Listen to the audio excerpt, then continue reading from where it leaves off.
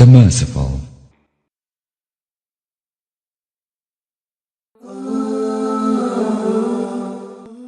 আপনারা দেখছেন রিয়াদুল কোরআন।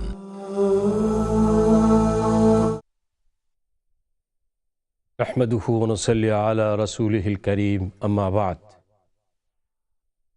শ্রদ্ধেয় শ্রোতা মণ্ডলী, সংক্ষিপ্ত বিরতির পর আবার ফিরে আসলাম। আমরা আলোচনা করছিলাম সূরা বাকারার আয়াতটি নিয়ে, যেই যারা তাগুতকে অস্বীকার করেছে ঈমান সহকারে, তারাই উরওয়াতুল উসকা, শক্ত রশ্মি পাকড়ে ধরেছে। এই মজবুত শক্ত রশ্মি অথবা গিট্টা, এটার নাম হচ্ছে আল্লাহ রাব্বুল আলামিনের কিতাব। শয়তান দেখলো যে এই কিতাব যদি ধরে থাকে মুসলমান মানুষ, মোমেন, তাহলে সেই মোমেনকে জান্নাতের পথ থেকে বিচ্যুত করা সম্ভব নয়। তাই সে আবিষ্কার করলো কিছু পদ্ধতি। তার মধ্যে সবচেয়ে কার্যকরী পদ্ধতি হলো যে দুনিয়ার মোহাব্বত সৃষ্টি করে দেওয়া, যেগুলোকে একজন মোমেন মুবাহ মনে করে, জায়েজ মনে করে, অথবা যেগুলো মানদুব জাতীয় কাজ, যেগুলো করলে সওয়াব, না করলে গুনাহ নাই, সেই জাতীয় কাজকে বলা হয় মানদুব, সেই জাতীয় ইবাদত। আর যেগুলো মুবাহ, যেমন বিজনেস করা, চাকরি করা, টাকা ব্যবসা করা, টাকা পয়সা ইনকাম করা, চাকরি করা ইত্যাদি মুবাহ, জায়েজ ইসলামে, এইসব এরিয়া দিয়া মানুষকে এমনভাবে ব্যস্ত করে দিল যে মানুষের হাত থেকে এই রশি প্রায় ছুটে ছুটে যায়। অনেকের ছুটে চলেই গিয়েছে, অনেকের কিছু বাকি আছে। এমন অবস্থা। শয়তান দেখল যে এটাই সবচেয়ে কার্যকরী পথ।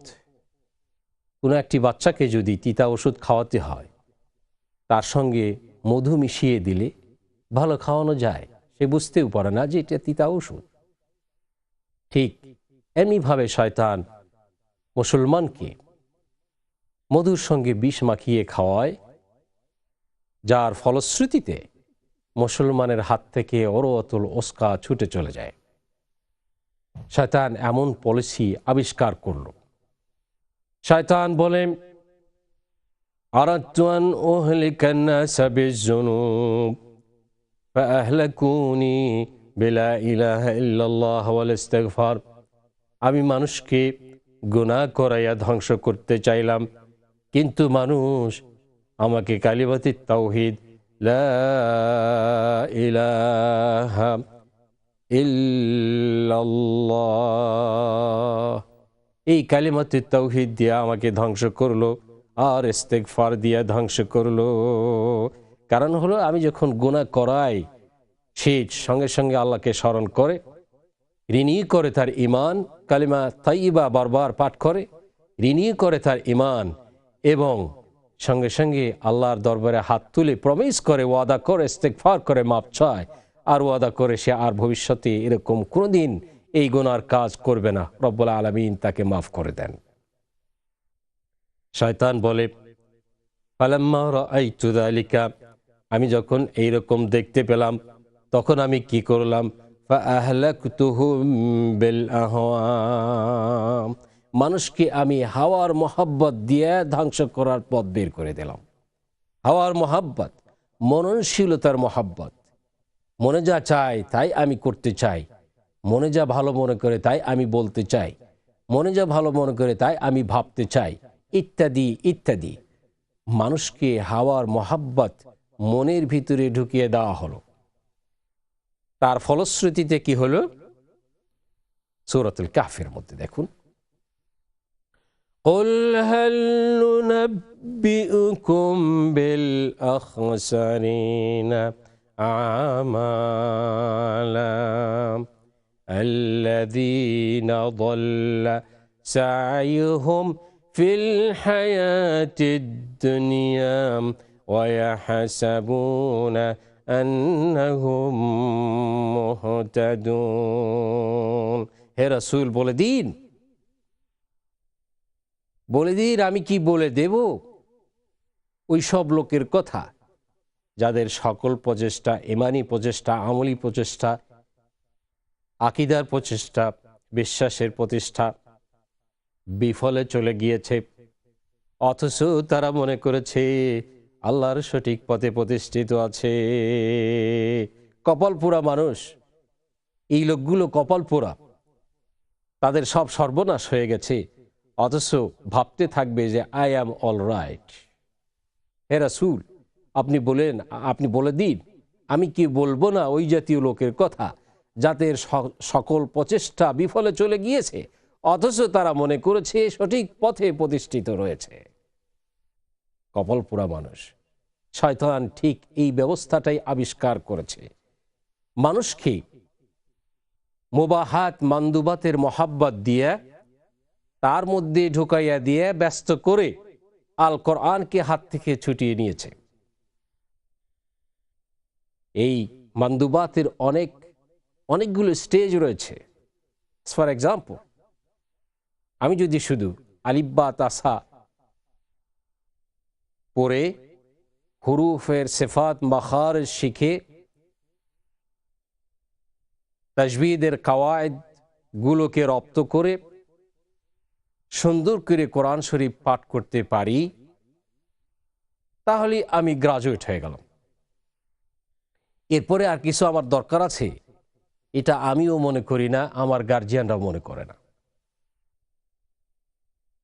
শয়তান বলে আই অ্যাম ভেরি হ্যাপি, কারণ আল্লাহর এই কিতাব এসেছিল এই মানুষটিকে সঠিক পথ দেখাতে, হালাল হারাম চিনাতে, জায়েজ নাজায়েজ শিক্ষা দিতে, শরীয়তের পাঁচ স্টেজের মাসাইলগুলো শিক্ষা দিতে, কোনগুলো ফরায়েদ ফরজ ওয়াজিব, কোনগুলো মুহাররামাত হারাম, কোনগুলো মাকরুহ, কোনগুলো মানদুব, কোনগুলো মুবাহ, এইসব স্টেজের মাসাইলগুলো শিক্ষা দিতে আল্লাহর কিতাব এসেছিল।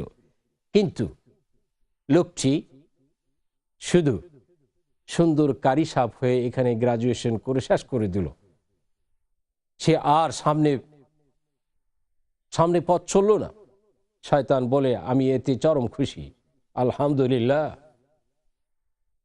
ঠিক কেউ যদি আরেক স্টেপ আগে গিয়ে 30 পারা কোরআন শরীফ মুখস্থ করে নিল, গ্রাজুয়েশন করে ফেললো, এরপরে আর গ্রাজুয়েশন আছে বলে সে নিজেও ভাবে না, তার গার্জিয়ানরাও মনে করে না। শয়তান বলল এ পর্যন্ত ঠিক আছে, এ পর্যন্ত ঠিক আছে। কারণ ওই হাফেজ সাহেব যদি কোরআন শরীফের আয়াত পড়ে না বুঝতে পারে, হালাল হারাম সে শিখতে পারবে না, জায়েজ না জায়েজ সে বুঝতে পারবে না, রাসূলের মেসেজকে সে বুঝতে পারবে না, কি মেসেজ, কি মিশন দিয়ে রাসূল এসেছেন দুনিয়াতে, বুঝতে পারবে না। শয়তান খাজি এ পর্যন্ত শয়তানের কোনো অসুবিধা নেই, দ্যাটস ফাইন। কিন্তু এর পরের স্টেজ, এইটা নিয়ে শয়তানের গা জ্বালা। শয়তানের গা জ্বালা হলো এর পরের স্টেজ নিয়ে। রাসূল সাল্লাল্লাহু আলাইহি ওয়াসাল্লাম বলেন, একজন ফকিহ মানে যে ইসলামের মাসাইলগুলো পুঙ্খানুপুঙ্খ রূপে বোঝার যোগ্যতা রাখেন, ফকিহ। রাসূল বলেন ফকিহু উম্মতি, ফকিহু উম্মতি আশাদ্দু আলাশ শাইতানি মিন আলফি আবিদ। আল্লাহর নবী বলেন আমার উম্মতের একজন ফকিহ 1000 জন আবেদের চাইতে শয়তানের উপরে ডেঞ্জারাস, শয়তানের উপরে বিপজ্জনক একজন ফকিহ 1000 জন আবেদের চাইতে বেশি। সেই ফকিহ হতে হলে এলেম লাগবে, বিদ্যা লাগবে, জ্ঞান লাগবে। আর সেই জ্ঞান অর্জন করতে হলে আল্লাহর কিতাব রাসূলের সুন্নাহ থেকে অর্জন করতে হবে। আমি যদি শুধু সুন্দর কারি সাহেব হয়ে, হাফেজ সাহেব হয়ে গ্রাজুয়েশন করে দেই, বসে থাকি, তাহলে রাসূলের মিশন, কোরআন নাজিল হওয়ার উদ্দেশ্য আমাকে দ্বারা পরিপূর্ণ হবে না।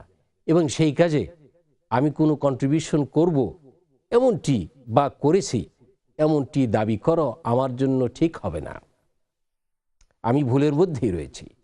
ইয়েস, কোরআন শরীফ শুদ্ধ করে পড়তে শেখা জরুরি, এটা প্রথম হাতে খড়ি। সেকেন্ড স্টেজ মুখস্থ করা। যেই গার্জিয়ান আমি বলতে চাই নিজের সন্তানটিকে হাফেজ বানাতে চান, আমি অনুরোধ করব মেহেরবানি করে নিয়ত এমন করুন যে ওই সন্তানটিকে আপনি আলেম বানাবেন। একজন আলেমের জন্য সুন্দর কারি হওয়া, হাফেজ হওয়া অত্যন্ত জরুরি। হ্যাঁ, কারি আর হাফেজ হওয়ার পরে তাকে বন্ধ করে দেওয়া এটা অত্যন্ত ক্ষতিকর। কারণ একজন হাফেজকে হাফেজ বানিয়ে আপনি যদি স্কুল, কলেজ, ইউনিভার্সিটিতে ছেড়ে দেন, সে চাকরি জীবনে চলে যায়, তার ওই হেফেজ কোনোদিনও টিকে থাকবে না। খামাখা তাকে মুখস্থ করাইয়া যখন সে আল্লাহর কিতাব ভুলে যাবে তখন সেজন্য তার গুনাহ হবে। মুখস্থ করে আবার ভুলে যাওয়া এটা গুনার কাজ। অনেক ফকি এটা বলেছেন যে আল্লাহর কিতাব মুখস্থ করে ভুলে যাওয়া গুনার কাজ। সুতরাং এখানে শয়তানের ধোঁকা এইভাবে মধুর সঙ্গে বিষ মিশিয়ে আমাদেরকে খাওয়াই দিচ্ছে শয়তান। আমরা কি বুঝতে পারবো এইসব জিনিস? আমাদের বোঝা উচিত। শয়তান দুনিয়ার লালচ মানুষের মনের মধ্যে ঢেলে দিয়েছে, মুসলমানের মনের মধ্যে ঢুকিয়ে দিয়েছে। আর তার হাওয়ার মোহাব্বত, মননশীলতার মোহাব্বত দিয়া তাকে আল্লাহর কিতাব থেকে দূরে সরাইয়া নিয়েছি। মননশীলতার মোহাব্বত গিয়েছে। হাদিসটি বলেছিলাম, শয়তান বলল মানুষকে চাইলাম গুনাহ করায় ধ্বংস করতে, কিন্তু পারলাম না। গুনাহ করাই মানুষ লা ইলাহা ইল্লাল্লাহ বলে ঈমান রিনিউ করে আর ইস্তিগফার করে আল্লাহর কাছে মাপ চায়, আল্লাহ মাফ করে দেয়। আমি দেখলাম সর্বনাশ, আমার বিজনেস পুরাই লস। তখন কি ফাআহলাকতুহুম বিল আহওয়া, আমি তাদেরকে হাওয়া মননশীলতার মোহাব্বত সৃষ্টি করে দিলাম। ওয়ায়াহসাবুনা আন্নাহুম মুহতাদুন, তারা মনে করল অল রাইট, আমরা যা করতেছি সব ঠিক আছে, মরার পরে সোজা জান্নাত, আর কোনো কথা নেই, মরার পরে জান্নাত। এই যে অহমিকা, ভুল ধারণা, এই ধারণার জন্য শয়তান খুশি।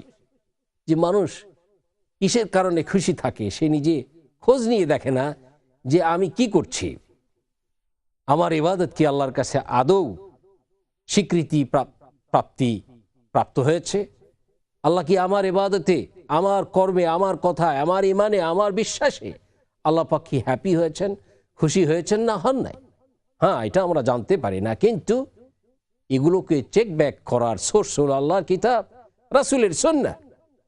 এবং এই কিতাব এবং সুন্নাহ যারা গভীর জ্ঞান রাখেন তাদের কাছে এই জিনিসগুলো, এই সোর্সগুলো থেকে আমাদেরকে চেক ব্যাক করতে হবে। যদি নিয়মিত করি তাহলেই বুঝতে পারবো যে আমি সঠিক পথে আছি কি নাই, আমার ইবাদত, আমার আচার, আমার ব্যবহার আল্লাহর কাছে কবুল হয়েছে কি হয় নাই। সেটা এই কোরআন হাদিস এবং উলামাদের সংস্পর্শে গেলে অনেকটাই বোঝা সম্ভব। আর যদি সেই সংস্পর্শ থেকে দূরে থাকা যায় তাহলে এইটা বুঝে নেওয়া সম্ভব নয়। সুতরাং শয়তান এমন তীক্ষ্ণ বুদ্ধি দিয়া মোমেনদেরকে গ্যারাকলের মধ্যে ফেলে দিয়েছে। আমরা চাই মোমেনদের এই সুবুদ্ধি জাগিয়ে তুলতে, যে মোমেন শয়তানের ধোকায় পড়ে সাবধান, শয়তানের ধোকায় পড়ে যেন আল্লাহর কিতাবের রশ্মি হাত থেকে ছুটে দিও না, ছেড়ে দিও না, হাত থেকে যেন ছুটে না যায়। এই কিতাব আঁকড়ে ধরো, এই কিতাবের সঙ্গে সম্পর্ক রাখো, এই কিতাবের সঙ্গে দৈনন্দিন সম্পর্ক প্রতিষ্ঠিত করো মোমেন, তা আর উলামাদের সঙ্গে সুসম্পর্ক প্রতিষ্ঠিত করো। তাহলেই ইনশাআল্লাহ তোমার আমল আল্লাহর কাছে গ্রহণযোগ্য হবে কি হবে না সেটা অনেকটাই বুঝতে পারবে। বাকি আল্লাহ পাক জানেন, কিয়ামতের দিন বোঝা যাবে। কিন্তু নিজের দায়িত্ব যেটা সেটা আমাকে পালন করতেই হবে।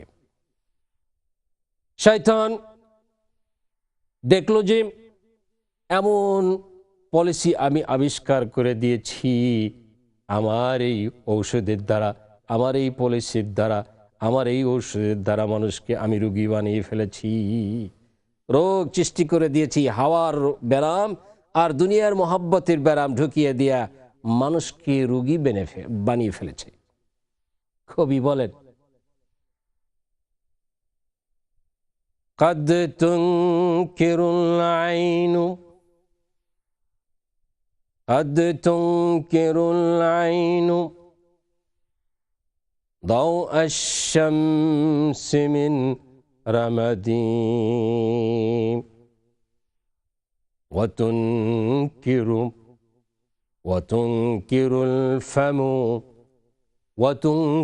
الفم طعم الماء من سقم قد تنكر العين ضوء الشمس من رمدي وتنكر الفم طعم الماء من سقم। মানুষের চোখে যদি অসুখ হয়, সেই চোখ দিয়ে মানুষ সূর্যের আলো দেখতে চায় না। তেমনিভাবে মানুষের যদি জ্বর হয় বা অসুখ হয়, মুখ তিতা হয়ে যায়, সেই মুখে সে স্বাদের পানি পান করতে পারে না। মুখে ব্যারাম, চোখে ব্যারাম, চোখে ব্যারাম হলে, মুখে ব্যারাম হলে মানুষ যেরকম আলোর দিকে তাকাতে পারে না, স্বাদের পানির স্বাদ গ্রহণ করতে পারে না, এমনিভাবে শয়তান যে ব্যারাম সৃষ্টি করে দিয়েছে, ওই ব্যারাম মানুষের ভিতরে ঢুকলে আল্লাহর কিতাবের স্বাদ সে গ্রহণ করতে পারে না। এই স্বাদ তার কাছে থাকে না, সময়ই থাকে না। স্বাদ থাকলেই না সময় হবে। সেই যখন স্বাদ পাবে তখন এই স্বাদ গ্রহণ করার জন্য সময় ব্যয় করবে। যখন সে স্বাদ পায় না তখন সে সময়ও পায় না। সেই চাকরি নিয়ে, ব্যবসা নিয়ে আর সাহিত্য নিয়ে, সংস্কৃতি নিয়ে ব্যস্ত। সাহিত্য আর সংস্কৃতি, লা ইলাহা ইল্লাল্লাহ। মুসলমান হয়ে অনেক মুসলমান সাহিত্য সন্ধ্যা করেন। আরে ভাই, সাহিত্য সন্ধ্যা কি? ওই সময়টা আল্লাহর কিতাবের 2টি আয়াত ব্যাখ্যা করে শোনান মানুষকে। সাহিত্য সন্ধ্যা কত করবেন আপনি? সাহিত্য সন্ধ্যার জন্য আপনাকে পাঠানো হয় নাই। আপনি মুসলমান, আপনি মুমিন, আপনার বিজনেস একটু ভিন্ন। আপনি অন্যদের মতো বিজনেস করলে চলবে না, আপনাকে ভিন্নতা মেনটেন করতেই হবে। যেহেতু আপনি মুসলমান, আল্লাহর পক্ষ থেকে আপনাকে দায়িত্ব দেওয়া হয়েছে, সেই দায়িত্ব আপনাকে পালন করতে হবে। আপনাকে টাকা পয়সা, স্বাস্থ্য, সময়, যোগ্যতা দেওয়া হয়েছে, সব আল্লাহ পাক দিয়েছেন। এগুলোকে সঠিক পথে ব্যবহার করার দায়িত্ব আপনার। আপনি যদি সঠিক পথে ব্যবহার না করেন, তার প্রশ্নের জবাব আপনাকে দিতে হবে। রাসূল সাল্লাল্লাহু আলাইহি ওয়াসাল্লাম বলেন, কিয়ামতের দিন মুমিনের এক পা সরবে না যতক্ষণ পর্যন্ত সে 4টি প্রশ্নের উত্তর দেবে না। তার মধ্যে ইম্পর্টেন্ট হলো সময়। সময় কিভাবে কোথায় ব্যয় করেছো? তারপর আর একটি ইম্পর্টেন্ট হলো যৌবন, যেটা ছিল ironic time of the life, যেই সময় মানুষ কি করতে না পারে। এই জন্য বিশেষ কোশ্চেন থাকবে যৌবন সম্পর্কে। এত সুন্দর সময়, এত শক্তিমান শরীর দিয়ে, এত ফুল অফ এনার্জি মানসিকতা দিয়ে তুমি কি করেছো? 3 নম্বরে কোশ্চেন থাকবে, টাকা পয়সা কোত্থেকে উপার্জন করেছো আর কোথায় খরচ করেছো? 4 নম্বরে কোশ্চেন থাকবে, কি শিখেছো আর তা দিয়ে তুমি কি আমল করেছো? সাংস্কৃতিক সন্ধ্যায় গান আবিষ্কার করেছি আর শুনেছি, এই কথা কি আল্লাহর কাছে বলা যাবে? আল্লাহর কাছে বলা যাবে না। সরব সেদিন তো বলার সাহস হবে না যে তুমি কি করেছো, সময় কোথায় ব্যয় করেছো। আল্লাহ, আমি আমার সময় ব্যয় করেছি সাংস্কৃতিক বন্যার মধ্যে। প্রতি সপ্তাহে বৃহস্পতিবারে অথবা শুক্রবারে 3 ঘন্টা করে, আর গান চর্চার জন্য খরচ করেছি এত ঘন্টা, আর তা শোনার জন্য ব্যয় করেছি এত ঘন্টা। অমুক সাহিত্যিকের বই পড়েছি, গল্প, নাটক, এত ঘন্টা। মুসলমান যদি এই হয় তার হিসাব, কিয়ামতের দিন কি অবস্থা হবে? কিছুটা আমরা বুঝি, বাকি সবটাই আল্লাহ জানেন যে তার কি অবস্থা হবে। সুতরাং শয়তান, আল্লাহ বলেন, ও মুহাম্মদ আপনি বলে দেন ওই সমস্ত লোকের কথা যারা কাজ করে ভুল অথচ মনে করে দে আর অল রাইট, সঠিক পথেই আছে। অনেক মুসলমান জীবনে নামাজ না পড়েও নিজেকে অত্যন্ত ভালো মানুষ মনে করে। এরকম অনেক মুসলমান আছে, নামাজ পড়ে না, দাবি করে, আমি নিজে কানে শুনেছি, দাবি করে সে এক ইমাম সাহেবের চাইতেও ভালো, আমি নিজে শুনেছি। আমি বলি, ভাই আপনি তো নামাজই পড়েন না, আবার ইমাম সাহেবের চেয়ে ভালো হলেন কি করে? বলে, দেখেন ওই ইমাম সাহেব এই করে সেই করে সেই করে সেই করে, আমি এগুলো একটাও করি না। বলি যে ভাই আপনি নামাজ পড়েন? বলে মাঝে মাঝে পড়ি। আহা, এক ওয়াক্ত নামাজ না পড়লে যে কত বড় গুনাহ হয় সেটা উনি কখনো ভেবে দেখেন না, কিন্তু উনি চোখ বিন্দায় রেখেছেন ইমাম সাহেবের প্রতি। ইমাম সাহেব কি বলে কি করে সেইগুলো নিয়ে উনি ব্যস্ত, কিন্তু নিজেকে উনি ভুলে থাকেন। এই যে অবস্থা, শয়তান এই অবস্থা সৃষ্টি করার জন্যই সে হাওয়ার মহাব্বত সৃষ্টি করে দিয়েছে। আহলাকতুহুম বিল আহওয়া, মানুষকে হাওয়ার মহাব্বত দিয়ে ধ্বংস করার পথ বের করলাম। আর ওয়াহসাবুনা আন্নাহুম মুহতাদুন, ধ্বংসের পথে চলে আর মানুষ মনে করে যে আই অ্যাম অল রাইট, আমি বেহেশতের পথেই যাচ্ছি। আমল কি করেছো না করেছো খবর নাই, কিন্তু মরার সময় অনেকে ভি সাইন দেখায় দেয়। এর মানে হলো যে আমি জান্নাতে যাইতেছি, আমার মিশন সাকসেস হয়ে গেছে ভাই, তোমরা জেনে নাও যে আই অ্যাম গোয়িং দেয়ার, মানে আমি বেহেশতে যাইতেছি।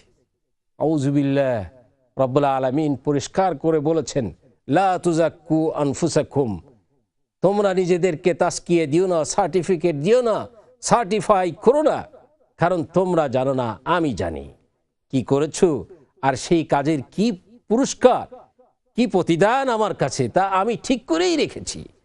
তোমাকে কে বলেছে যে তুমি জান্নাতে যাচ্ছ? কে বলেছে তোমার মিশন সাকসেস হয়েছে? সাবধান, এইরকম কথা প্রচার করো না।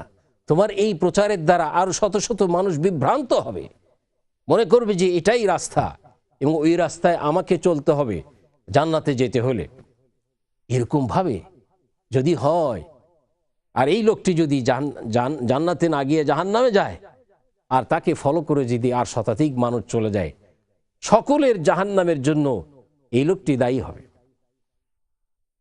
আল্লাহ পাক পরিষ্কার করে সূরাত নাহলের মধ্যে বলে দিয়েছেন, পরিষ্কার করে বলেছেন, ইয়াহমিলুনা আওজারহুম কামিলা, তারা তাদের গুনাহকে তো পরিপূর্ণভাবে বহন করবেই, আর কি বহন করবে, ওয়া আওজারাল লাযীনা ইউদিল্লুনাহুম বিগাইরি ইলম, আর ওই সমস্ত লোকের গুনাহগুলোও তারা বহন করবে যাদেরকে তারা বিভ্রান্ত করেছে।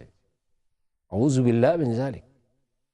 আল্লাহর কিতাবের দিন, এই দিন খেয়াল খুশি মতো প্রচার করার দায়িত্ব এবং এর পরিণতি অত্যন্ত ভয়াবহ যদি আল্লাহর কাছে তা পছন্দ না হয়।